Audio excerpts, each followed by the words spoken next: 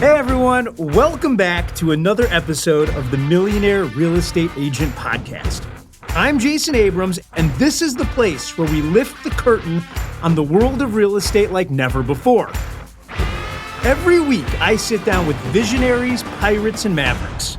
We're here to document, demonstrate, and most importantly, demystify their game-changing models and systems. What secrets propel them to the top? And how are they living their dreams? This is about passion, it's about strategy, but above all, it's about real, tangible success. So buckle up and let's dive in.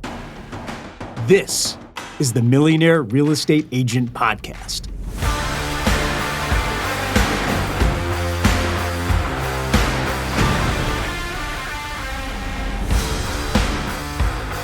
We are on brave new ground today, friends. We are going to do a show, and it is a first. Here's what we're going to do. Number one, we have an absolute mega agent with us today.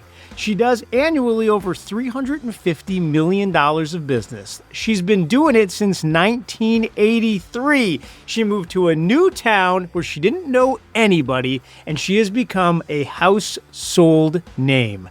She is going to tell us exactly how to do listing seminars as her primary lead generation source.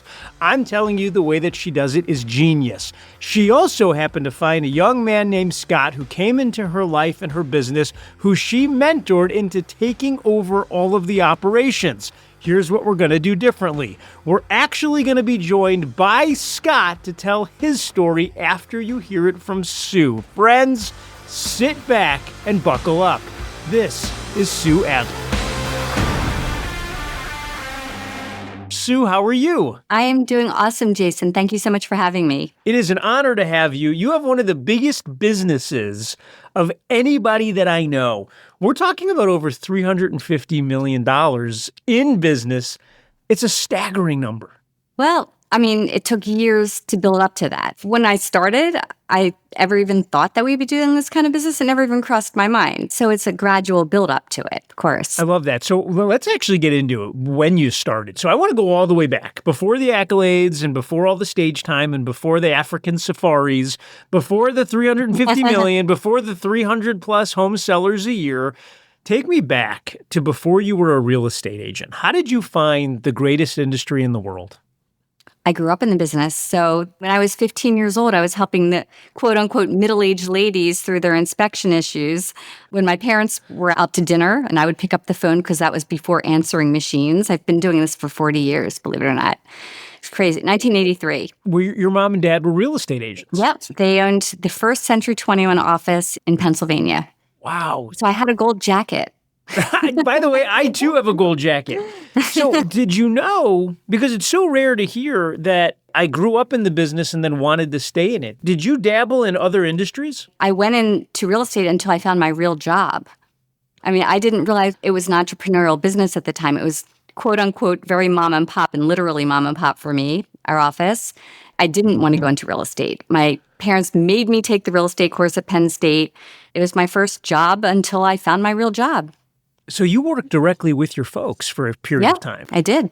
Walk me through that, because I've seen family business at its finest, but I've also seen it at its worst. How was working with your parents, and what did you learn from them?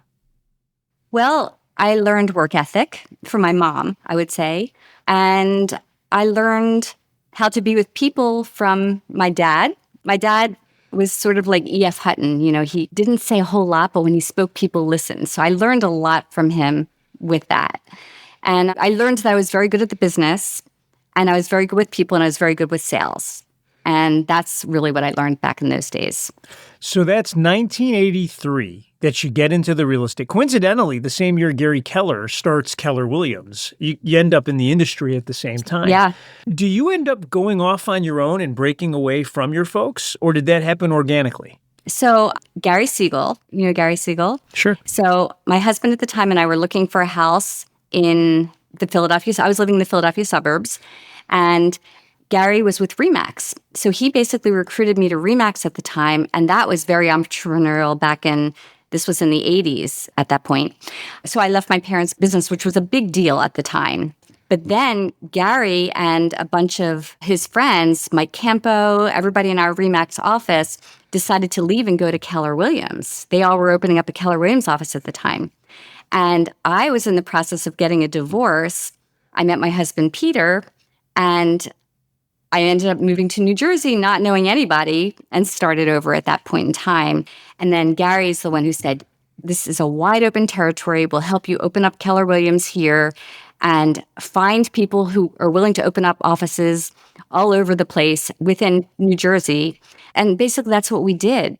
So when you end up in New Jersey and you're a stone's throw from the tunnel, that's one of the most competitive markets in the United States. You get there, and there's already well-established real estate agents. I mean, we're talking about some of the most prestigious zip codes. We're talking Summit. We're talking Short Hills. How did you think about breaking into that market? Were you intimidated at all at the beginning? What was your plan? I wasn't intimidated because I knew the business. I knew how to sell real estate. Somebody said to me when I first got there, oh, nobody sells more than 12 houses a year here. And I said, oh, well, this is going to be easy. So in my mind, I was like, 12 houses? I mean, I could do that easily in a month, right? So my first year, I did 48 million in sales. And I didn't know anybody when I moved there. It's just basically marketing. I did community videos. I found relocation directors and sent the community videos to the relocation directors and said, please send these to your transferees. So within 3 to 5 years, I became one of the top 3 agents in the MLS. And we've been number 1 in our MLS since 2013. That's incredible. And now, now you're number 1 by a margin. So, the business has really grown. Yeah, it's by a big margin now. It's by over 100 million higher than the number 2 agent, which is crazy to me. It's crazy. And you have some incredible people around you. Everyone knows that. Oh, yes. But I credit a lot of this success to the way that you do seller seminars. The first time I heard you teach it, I was glued to my seat and my head exploded all over the place because on one hand, it's incredibly simple. On the other hand, it's so powerful. And by the way, friends, you don't have to take notes. I'm going to take the notes. So if you're driving right now in the Bentley, don't worry. I'm taking the notes. If you don't get them, sign up for the notes. You can sign up at MREAnotes.com. The notes come out every Thursday. So tell us exactly how to do seller seminars. So our business is about giving people the edge, EDGE. So everything that we do in our business is based around that. So the E is empowering our clients through consultation and education so they can make the best decisions for their families. And that's basically the workshops. They fall perfectly into that. The D is delivering on our promises. G is giving back to our communities and giving all of ourselves to our clients. And then the E is earning their confidence and trust. And we do that by delivering on our promises, and then we earn their future referrals that way. So that's basically what we stand for as a team, which I think is important to say with this, okay? Because everything that you do in your business needs to be, there's no shiny pennies. I don't just keep adding things onto the business. Scott and I are very purposeful with what we are doing, and it all has to fall into edge. Does this fit into what we do as a team, who we stand for? So the whole seminar basically is it's our listing presentation pretty much, but it's interactive. So what are people's pain points? In our market, we have a lot of older people who their kids have graduated, they're in their houses, they want to downsize, they want to get out of New Jersey, taxes are high.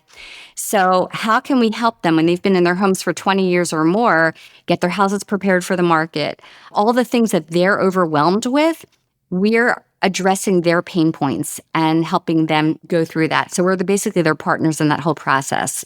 But I want to ask a question. If the basis of the workshop is all of the answering the 5 or 10 questions you get in your listing appointments, why don't people just do that one-on-one at a listing appointment? Like, why do people come to this workshop? They typically aren't quite ready yet. It's a big step having people coming to the house. Sometimes it's step 1, but other times they're 18 months, 2 years out. They're not ready for that yet. So we came up with a program called Sold on Your Time. It's basically prep now, sell when you're ready. So we get into a lot of that with the workshop.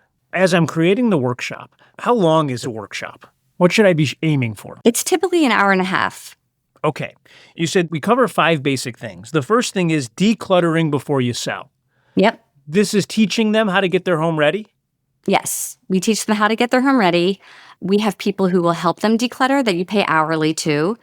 And if they say, well, I don't want to spend the money to do that, we talk about, well, the cost of waiting could cost you more than the cost of actually decluttering, spending the money to declutter.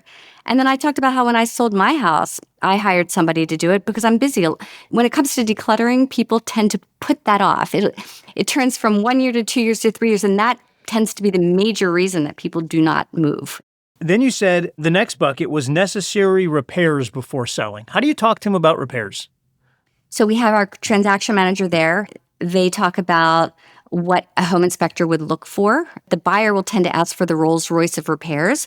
So if we can take care of that beforehand and make the issues go away, it will save them money in the long run. There also could be certain things that the seller can just disclose in as-is condition. So this way, the buyer isn't discovering it during the inspection, and because they always ask for what they discover, but if it's disclosed as is ahead of time, then during the offer process, we ask for that to be put in to the contract. So those are the type of things that'll save the sellers money. The next bucket is the staging process, and you told me before and after photos go a long way. What do you mean by that?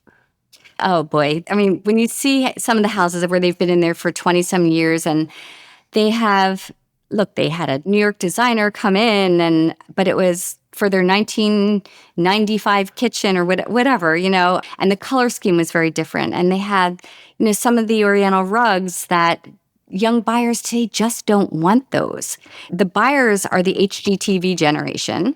And we have sellers who, yes, they spent a lot of money on this, but they'll even admit, look, when we're looking online at our condos, we don't want this either. The next bucket, you said that you talk about the overall process of selling a home. Yes. We go through the market, what's going on in the market. Okay. We added to it what's going on with the new real estate changes. And then we talk about pricing strategy and the mistakes, what happens when you overprice a home. So we get into a lot of that type of thing.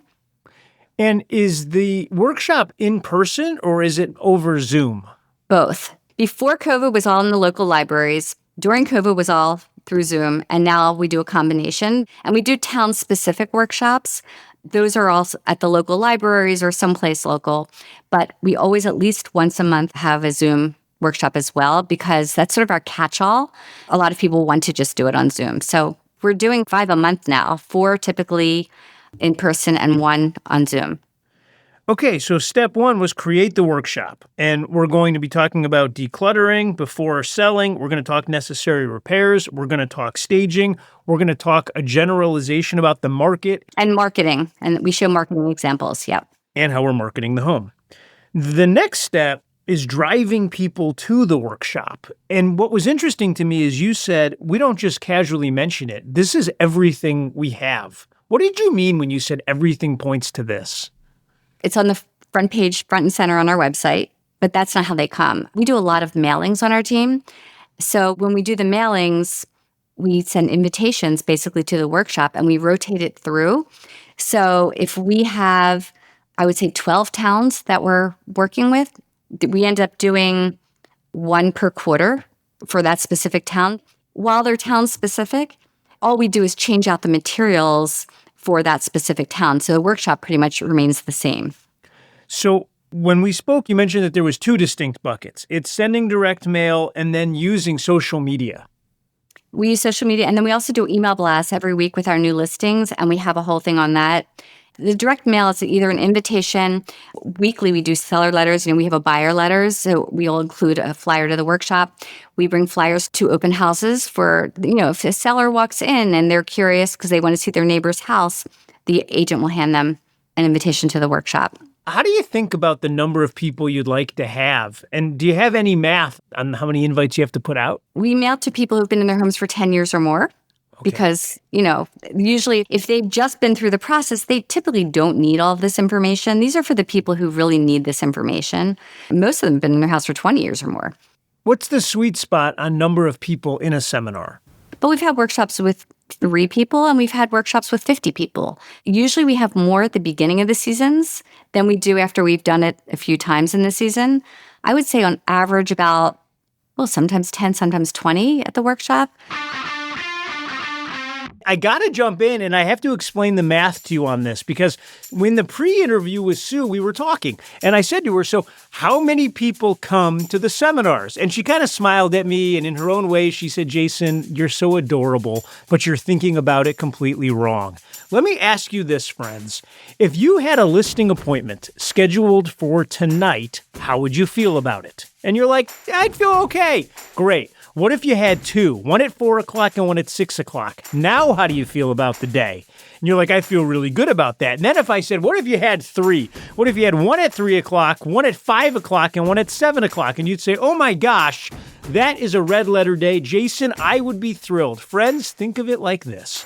Everybody that attends one of Sue's seminars is literally a listing appointment. If she has 5 people in the room, it's akin to going on 5 listing appointments that day. Think of it like that. Friends, if I told you you were meeting with 5 sellers today, your head might explode all over the dashboard of your car. It isn't about how many are there. It's about how powerful you can be with the ones that show up.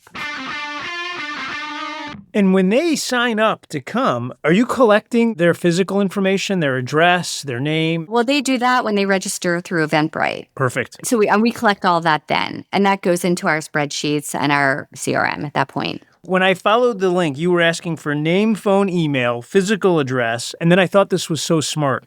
Number of bedrooms and bathrooms, how they found out about the workshop, and how long they've been in their home. Well, it gives me a gauge also on how long people have been in their homes. But I ask the question, or whoever's running the workshop will ask the question in the beginning, how long have you been in your home? We sort of make it a game. So we kind of break the ice with all of that. So I'm creating the workshop. I'm then inviting and driving to it. I'm asking my questions when they RSVP on the Eventbrite. Now I'm running my workshop. So I do it.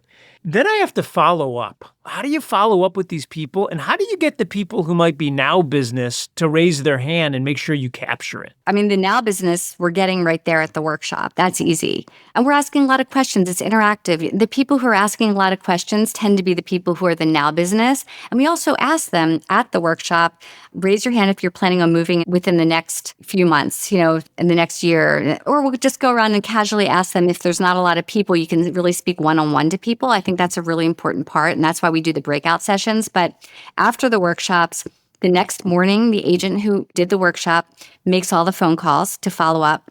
That is one of the benefits to being a listing agent on the team and helping them grow their listing business is running these workshops. So we do a lot of training with the listing agents to be able to run the workshops. That's a really important thing for them. They follow up to a certain point, but then the ISAs jump in and do the long-term follow-up. Both the listing agents and the ISAs just do long-term follow-ups with it. But they're also, the reason we ask for the bedroom and bath count is now they're getting the market snapshot. They're on Fellow, they're signed up with Fellow, so they can get the follow-ups there. We can see when they're looking at their valuation. And we're just in constant communication with them when it comes to getting their home prepped for the market as well. We also look up their Zestimate. I don't love Zestimates, but it gives you some kind of idea of what their ballpark, what their value is. Are we talking people who are showing up who are in a $500,000 home or a $2 million home? So we can gear the seminar towards the people who are in the room with us. It doesn't surprise you that people come, because there's this idea that everybody knows a real estate agent. There's millions of them. So why are they coming to your seminar? Were you surprised? Are you ever surprised at how many people come to the seminars? No, we've been doing it for a long time. I guess I was surprised when we initially started doing them. With the first email that I sent out to our database, I think we had 50 people show up at the first one. That's rare. 50 people showing up is really rare, but that does not last. If you think that's going to last all the time, it does not happen. But if you're doing them on a regular basis and you look at it as a listing appointment in front of 10 groups of people, 5 groups of people, 3, 2, whatever it is, whoever shows up, that's somebody who's interested, who's raising their hand to sell, whether it's today or down the line. I want to switch gears. By the way, I think the seminar program is genius. I want to switch gears because you were running an incredible practice and your name became synonymous with sales in a very high-end community. And you're one of the few who went out and found and mentored a business partner. And by the way, that freed you up to then travel the world. Well, I wouldn't say it freed me up to travel the world. But you did. You traveled the world. There was a giraffe in your room in Africa last time I heard. You're living a giant life, but that's because you have giant leverage. Were you worried at all about bringing somebody on like that? Were you scared about turning over your name in business? How did you do it? Well, first of all, Scott started off, I don't know if you knew this, but his parents were one of our clients. He was a senior in high school, and I went to sell his parents' house. They were then downsizing and moving. I think they're moving to Florida. And I see millionaire real estate agent and shift on Scott's nightstand as I'm walking through the house. Oh my gosh. By the way, if you're new to the show, the book she just referenced called The Millionaire Real Estate Agent, that was written by Gary Keller and Jay Papasan and Dave Jenks and is the namesake for our show. And you're saying this high school kid had it on his desk? Yep, and not his desk, his nightstand. Okay, so then I sit down for the appointment, and the market at the time was shifting. It was big time shift downwards. And Scott started talking to them about pricing ahead of the market. And I'm listening to him, this high school kid. It was crazy. And then fast forward, he contacted me because he decided he wanted to go into real estate, but he didn't know if he wanted to go into commercial or whatever. And he asked if he could spend his last 3 months of high school as an intern.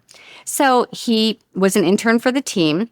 He sat on paint buckets and did the CO inspections. So he started down at the bottom. He knows every aspect of the team, every aspect of the business. Then he went to University of Tampa.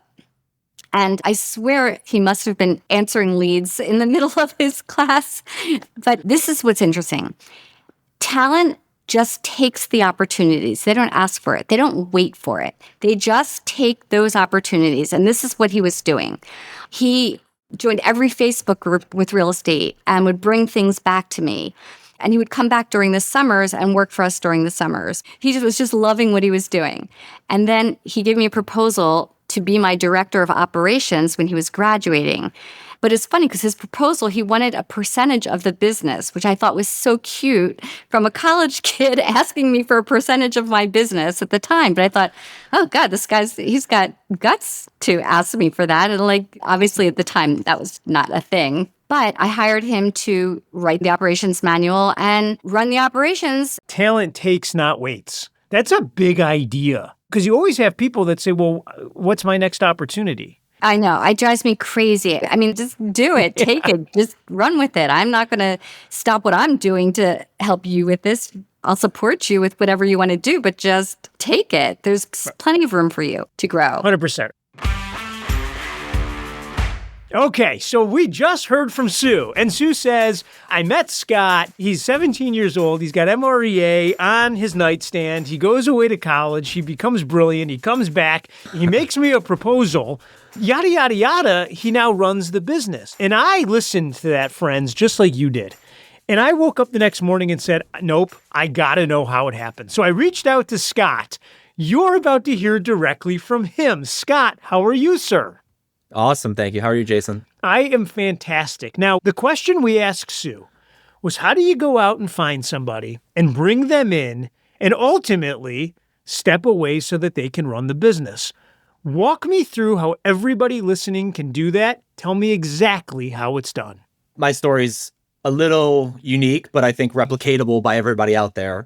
And I think where it starts was I was young, ambitious, and hungry. And I think that those are great qualifications to finding a starting point of somebody that potentially could do this, right? I mean, I think we always look at emerging talent versus proven talent. I think in this case, it was absolutely emerging talent. I mean, I was 18 years old. I was a senior in high school. And at the time, I had the opportunity to do a free senior internship for Sue. And so I was free labor, right? I think what Sue was able to do for me in that moment was start getting me connected at low-level opportunities that would either excite me or sort of say, it's work, but not really something I want to do.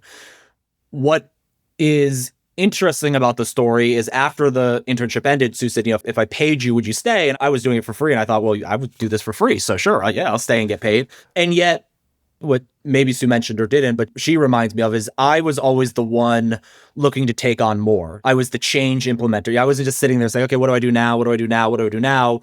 It's like hiring a great executive assistant, somebody that comes in and says, okay, here's what you need me to do. And I can do that. And I can do that. And hey, let me take that off your plate. And I think finding folks up front that are young, hungry, and ambitious, but also have in their disc profile a D that's high enough where they can come to you and say, hey, I'm going to take that off your plate. I'm going to do that. I want to be involved there. I think that that was really critical. Can I ask you a question on that? Because Yeah. you didn't come into a struggling enterprise. You came in, Sue was crushing it then. How did you come in, say I want to be involved, and then start making changes? Because sometimes people are tied to the way they're doing it, not necessarily the way it could be done.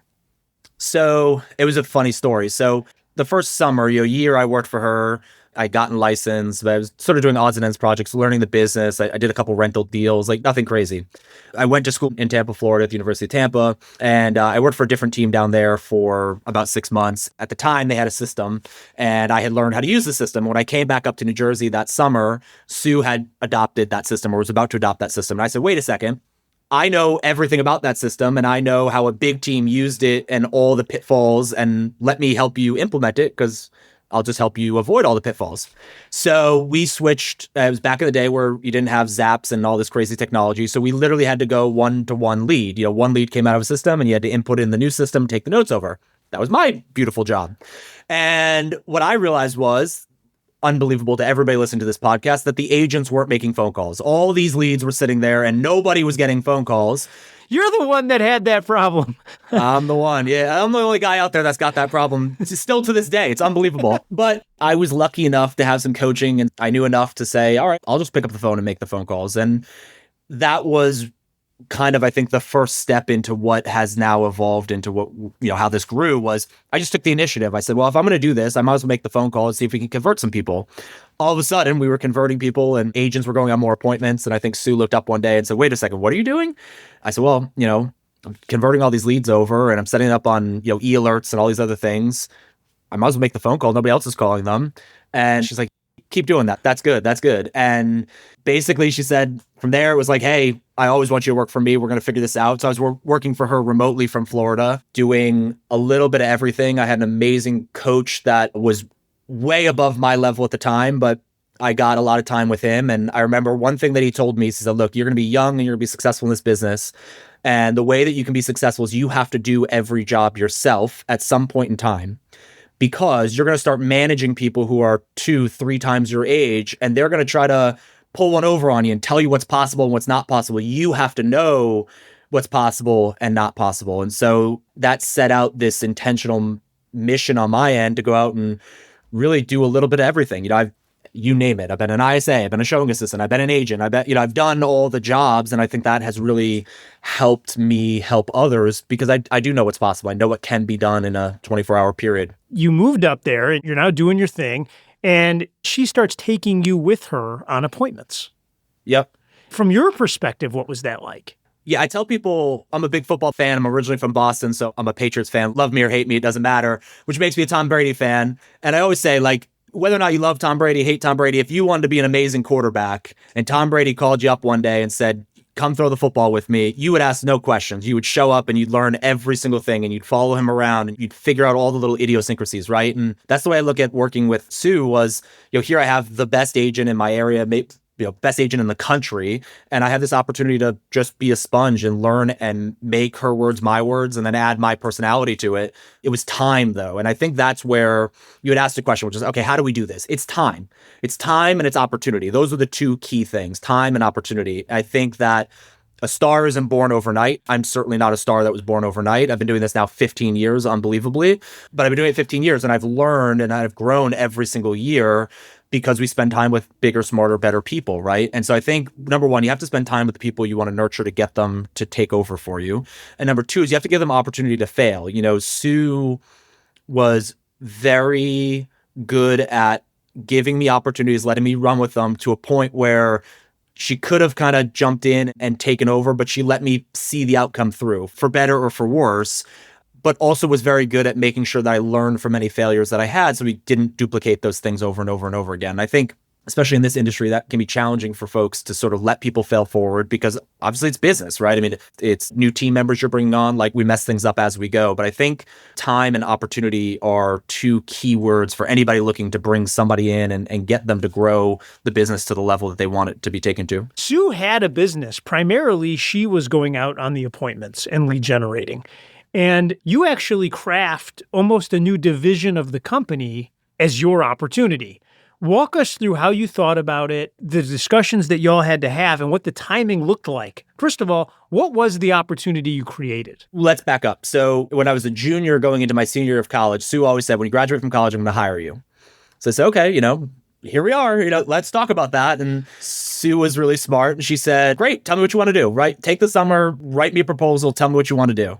And I said, okay. And I think of myself as a pretty resourceful person. So started reaching out to people I knew. And I said, hey, what do you do? What do you do in the industry? What do you do for your team? What does this look like? And this was 2009, 2010. So teams, organizations weren't as sophisticated as we were. But I met a couple people who were general managers, director of operations. And I thought, okay, our organization needs that. I realized that we had a great salesperson in Sue. It was a great business mind that had gotten it to this point. And yet to get it to that next level, we had to have systems. We had to have operations. We had to have models. We had to have accountability and coaching and all those things. And Jason, you make a great point. Sue was out in the field all day, taking listing appointments, working with high-end buyers, et cetera, et cetera. So she didn't have the time to sit there and develop all this. And I said, okay, there's an opportunity there to really take the agents we have and level them up, create systems and accountability behind what we're doing.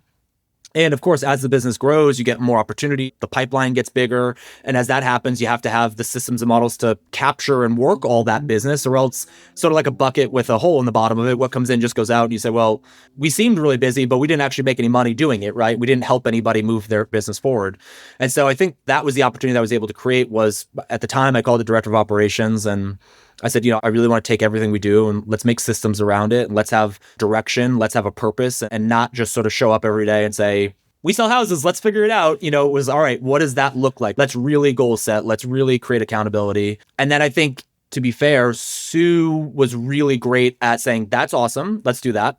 And let's get you in the right rooms, right? And so she was taking me, I was going to mega camp and family reunion and coaching skills camp and getting on coaching calls with her, and then got my own coach. And, she invested in me because she saw that I wanted to push the business forward. And so, okay, if you're going to push the business forward, then we got to be talking the same language, right? We were growing together as business leaders. It was on her. She spent a lot of money pouring into me and investing in my growth. And I think organically, we just have that trust relationship together that we're both looking out for the best interest of each other. I think that's another key to this type of partnership. Is it's a business relationship, it's also a personal relationship. We just have this implied trust between each other, that we both are looking out for each other, and we both are reaching for the same goals and want to support each other in our endeavors. Gary Keller once told me that if you're going to make a hire at the top of your company, the best one to make is the one that feels the most organic to everybody, so that when you announce them, everyone says, yeah, well, that makes sense, or sure, that's exactly how it should be. When was the moment that you looked up, and was there a moment when you and Sue looked up and both said, okay, Scott's pretty much running this. No one's going to freak out. There's not going to be a mutiny. There's not going to be pitchforks on the front door, and Sue can go hang out in Africa for 4 months. So I think the thing that enabled that was, and there was a big shift. When I started interviewing and hiring for the company, that's when I earned the respect and the title, right? So when Sue was doing all the hiring, it was like, hi, I'm Sue, and that's Scott. But like when people just met with me, and then it started where I'd bring Sue in halfway through, I'd bring her in at the end, and she'd say, hi, I'm Sue, and oh, this is great. And we'd go along the way. And, it totally transformed the culture because, of course, part of the story is I inherited a team at the beginning where I was just the intern that, slowly started taking on more stuff. And all of a sudden now I'm telling you what to do. And that was a more challenging relationship than the people that I had brought in organically, that had sought us out, that I was now hiring. And that went for agents, it went for staff, it went for everybody. So it was probably like 2015, 2016, where that really, it's probably right in that line, where that really started to shift. And then we realized like, okay, that's a defining moment when the person that you want to have leadership starts doing the hiring and the recruiting part of it, that changes everything in the organization. I think that is brilliant what you just said. That is genius. Last question for me. When you look up now and you're running this, it's one of the biggest residential real estate businesses in the world, and you're running it, Sue's a high driver, high D also. How are you communicating with her in such a way, in a cadence that allows her to feel like she knows what's going on in the business, but allows you the flexibility to run it? Give some advice out there to everybody who has a person that they're trying to keep in the loop. Set up preset meetings that nobody cancels. I don't care if that has to happen at 7 a.m. or 8 p.m. or 2 a.m. I don't care when it is. You got to have a meeting that you both respect and show up to have clear lines of communication about big business issues that you want to move the ball forward with. I think that the times where Sue and I wouldn't see eye to eye on things or felt like there was a rub in the leadership opportunities there were always times where we were cheating on that appointment. If we canceled that for 3 weeks, sort of like the left hand doesn't know what the right hand's doing. And it's not that you don't trust that you're doing the right thing. You just feel out of the loop, or you feel like, hey, that was my thing I was working on. Now you're involved. And what it had nothing to do with anybody trying to step on anyone's toes or doing anything outside of their opportunity. It was just that there wasn't that communication of, hey, this is what I'm doing and this is where I'm pushing the ball to. So I think setting up and having a weekly meeting that truly isn't in business time where people are going to say, oh, sorry, something came up. I got to cancel it. I got to move it. Because we all know we get busy, we cancel it, we move it, and then it's a month and we still haven't talked, right? So having something like that. And then I think as you develop it, establishing who does what. At this point, Sue really, her passion is listing agents and working with our listing agents and getting the listing side of the business to be as productive as possible. I work predominantly with the buyers through our director of sales, Amy. So to me, we kind of have these lines where it's like, hey, Sue's the best listing agent in the world. She absolutely should go and teach these folks how to become the best listing agents in the world. And I can work with the buyer's agents and get them to be super productive and build up brand new agents and all that good stuff, because that's what I'm good at. So I think you kind of figure out your yin and your yang, and you figure out where the talents lie. And that's what makes the great partnership work. Like I always think when I look and when I study big businesses, there's always a partnership. Even if you don't know about the other person, there was always somebody else. And that person always had a different skill set, a different knowledge base that they brought to the table. And it was the combination of the two that makes it super successful. Very rarely is there a solo entrepreneur who truly, they are everything. That's just not, we only have so many hours in a day. It's just not possible. We only have one brain. As Gary says, no one succeeds alone and nobody fails alone. Scott, thank you for joining us today. Thanks, Jason. All right. We're going to switch gears. I want to take you all the way back to ancient Athens. If you go back far enough, there's an amazing philosopher named Epicurus, and he buys this house in ancient Athens, which is this busy city, and he builds this beautiful garden. And it ends up becoming this place where the greatest thinkers of his day would come and talk about the meaning of life. You can Google it. It's called Epicurus's Garden. We'd like to invite you to our garden to talk about life. Will you join us? Sure. Okay. So you've been doing this since '83. If you could go back in time and you could have a conversation with a young Sue on her first day in the residential real estate business, what would you tell her?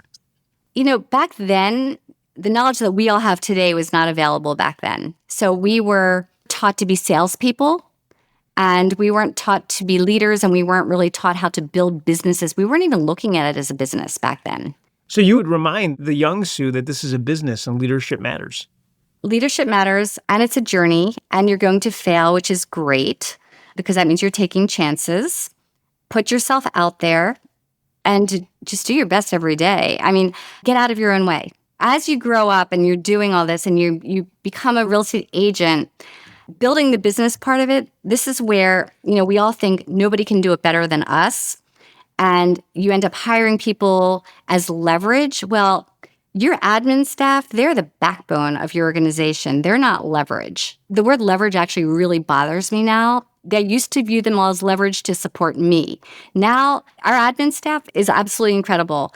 And I was the only listing agent on the team. I had one other person who, as soon as she left, she was with me for 12 years, but as soon as she left, that opened up all these opportunities for other agents who are on the buy side who now wanted to do the list side, who were afraid to raise their hands before.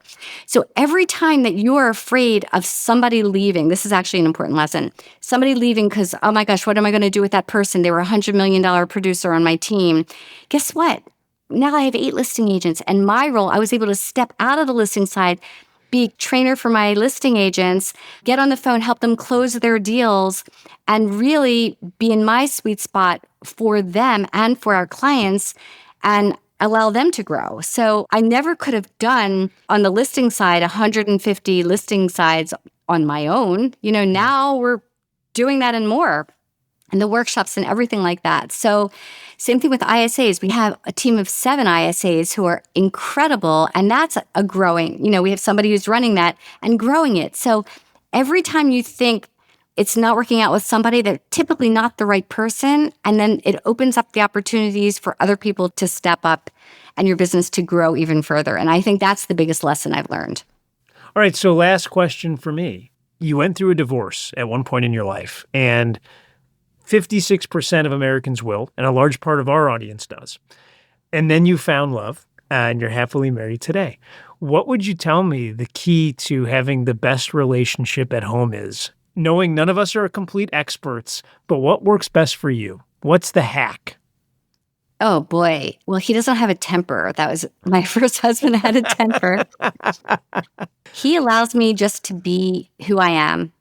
When I went through the divorce, everybody tried to match me up with these high-powered guys because that's who they thought I would want to be with.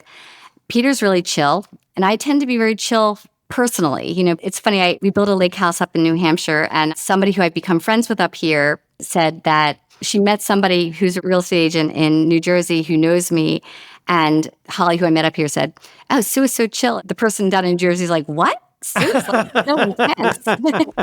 So I would say somebody who balances you, he totally balances me, and we love to do the same things. Like we both love hiking, we love the outdoors, we love traveling, and we're homebodies, but we love being with friends. Building the lake house, we're sort of at this stage in our lives now where we did this because we wanted community. So we are having friends come and stay. The team members have come up and stayed with us.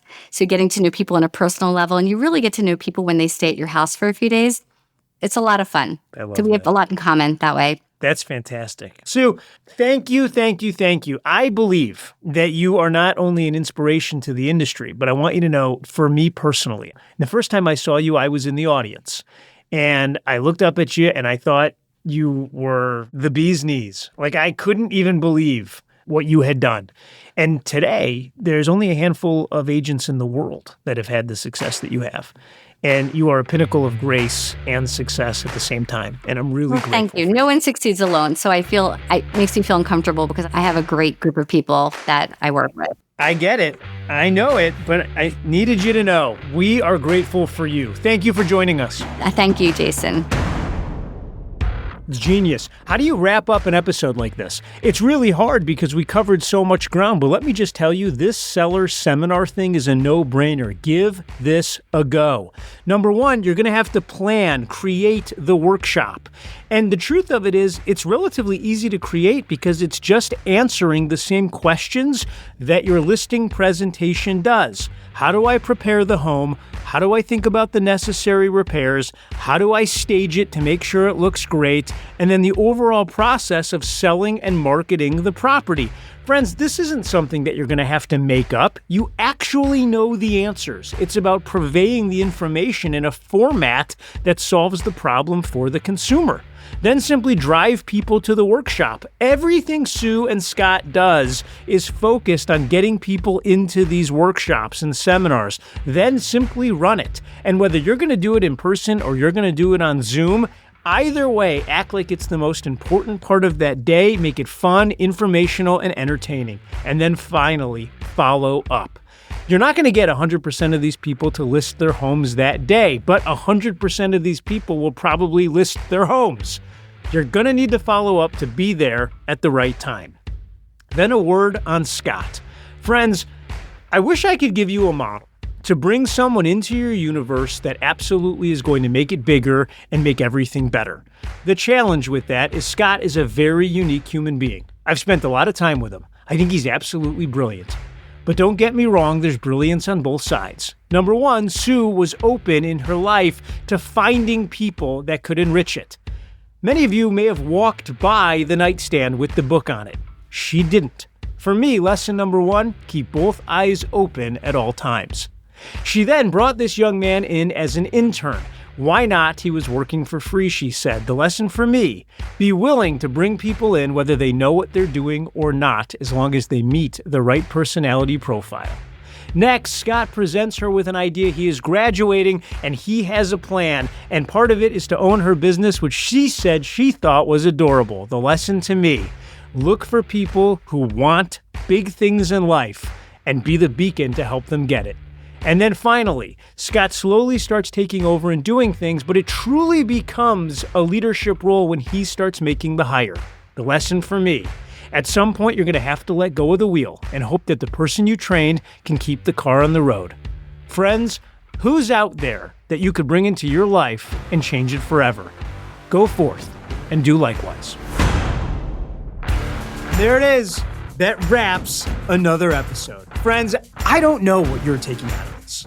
I really don't. I'll tell you what I want you to be taking out of it, which is these are the people that are having tremendously big lives. And the reason it's happening is because they're setting up the models and systems to do just that.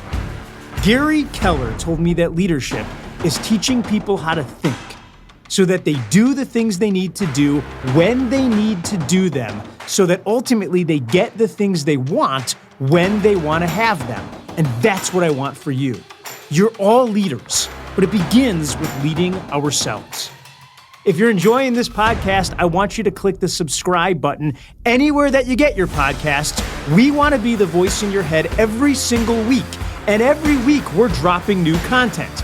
We also send out a newsletter at the conclusion of every show to make sure that you get the highest points in the models and systems that were discussed. So if you want to sign up, I need your name and your email address. Head over to the millionaireagentpodcast.com. millionaireagentpodcast.com. Enter your name and your email address, and every week that newsletter will be in your box. Friends, you just went on a journey. I hope that what happens between now and the next time we meet is absolutely wonderful for you. Thanks for listening. I'll see you next week. This podcast is for general informational purposes only. The views, thoughts, and opinions of the guest represent those of the guest and not KWRI and its affiliates, and should not be construed as financial, economic, legal, tax, or other advice. This podcast is provided without any warranty or guarantee of its accuracy, completeness, timeliness, or results from using the information. Warning: you must comply with the TCPA and any other federal, state, or local laws, including for B2B calls and texts. Never call or text a number on any do not call list, and do not use an auto dialer or artificial voice or pre-recorded messages without proper consent. Contact your attorney to ensure your compliance.